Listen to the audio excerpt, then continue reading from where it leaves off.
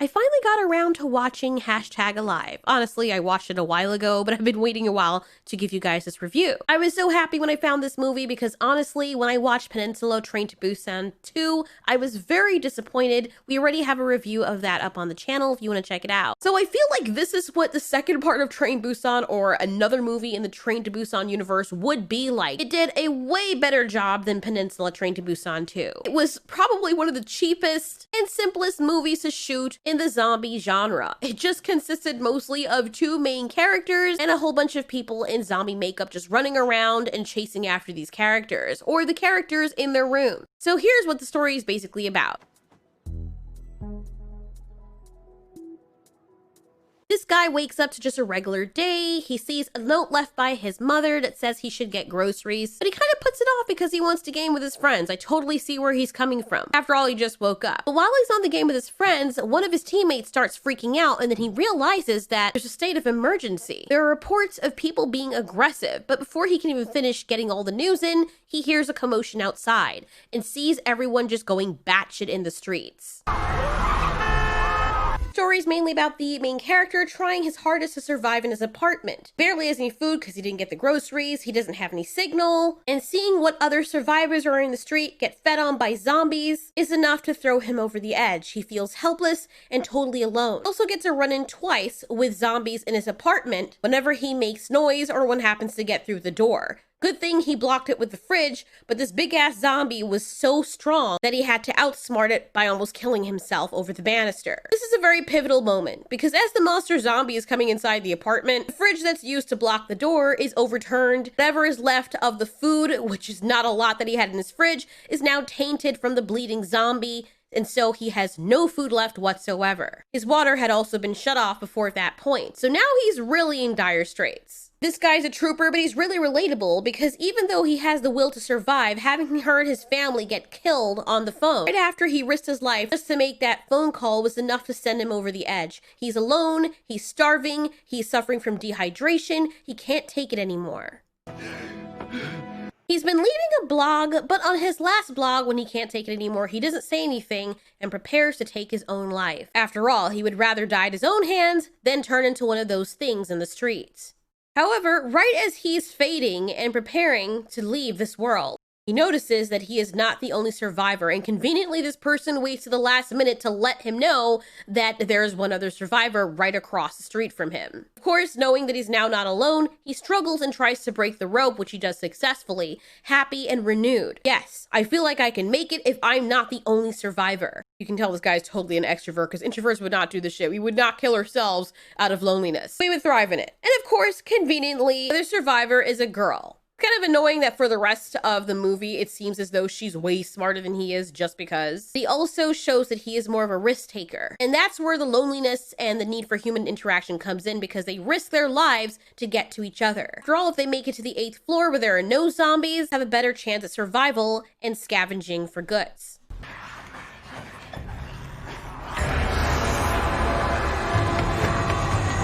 They try their luck to see if they can get through one of the doors, and to their surprise, there actually is one more survivor in this building who saves them.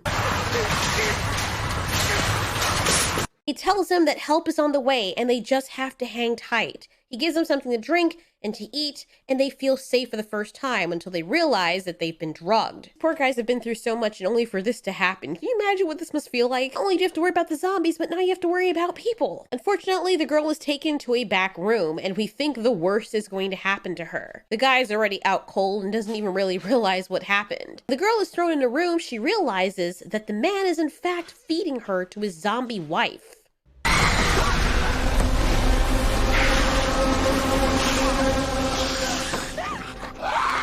All hope seems lost, but thankfully, the guy wakes up and saves the girl. Poor man who had just been hurting over his wife ends up being eaten by the very thing that he was trying to feed. Two main characters safely make it to the top of the roof, having heard a helicopter, but unfortunately the helicopter is gone. They're too late, the zombies break through, they're on the tippy top of the roof, so they can't jump down without killing themselves. The girl is dismayed, but the guy does a last stand until he runs out of bullets. They're gonna go down trying. Bear in mind that helicopters are very loud. You can hear one from several miles away, and this one just left the area. 。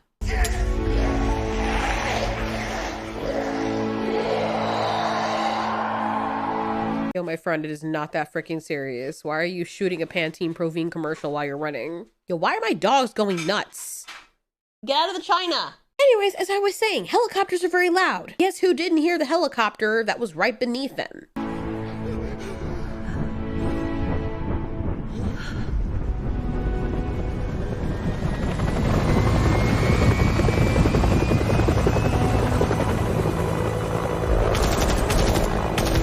I know that adrenaline does some really weird things, but how is it that they did not hear the helicopter all this time? Really? The helicopter clearly heard their gunshots. What was the helicopter doing down there? I mean, this is the roof. Why is a helicopter flying so freaking low through those apartments that are very packed tightly together? It's a movie. It has to have this dramatic entrance and dramatic ending. Now, this part of the movie actually made me cry, because the only reason these guys are here is because our main character, the guy, had left a sign early on in the movie on social media stating his apartment number and his exact location in case rescuers were to find them. The ending really speaks to me because it's a good way, if it's an apocalyptic situation, to let people know where you are. Just like after you get rescued, and if you plan to go back and live there for any reason, just be aware that now the whole world knows where your address is.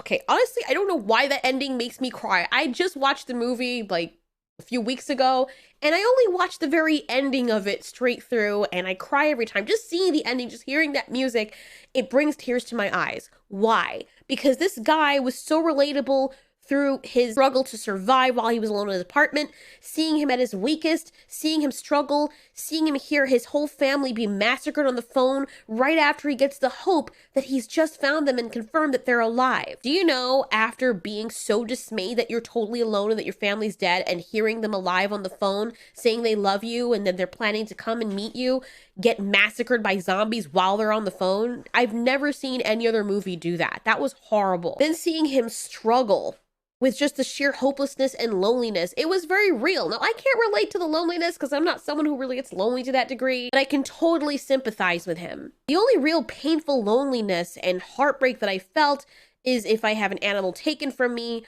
or when I lost my dog. And the pain alone from losing something that you love so much, that you invested so many of your years into, this raw emotion, this pure unfettered love, it can really do a lot of things to your psyche when you lose that thing. And the longer the bond, or the longer the duration of the bond is, the more painful it is once it's broken. So I get where the guy was coming from. As for this movie, I absolutely loved it. I really enjoyed it. And I just kept saying to myself over and over again when we watched it, I'm like, this is what Train to Busan 2 should have been. What even was that sequel that they did? How can this standalone movie be so much better than the sequel to another movie that inspired this movie? There's a format there. Stick to it. Anyway, definitely worth a watch. I would even have paid a ticket to see this in theaters, to be honest. It does slow down near the middle when he meets the girl. I was expecting to see him more so be the survivor and then see someone at the last minute.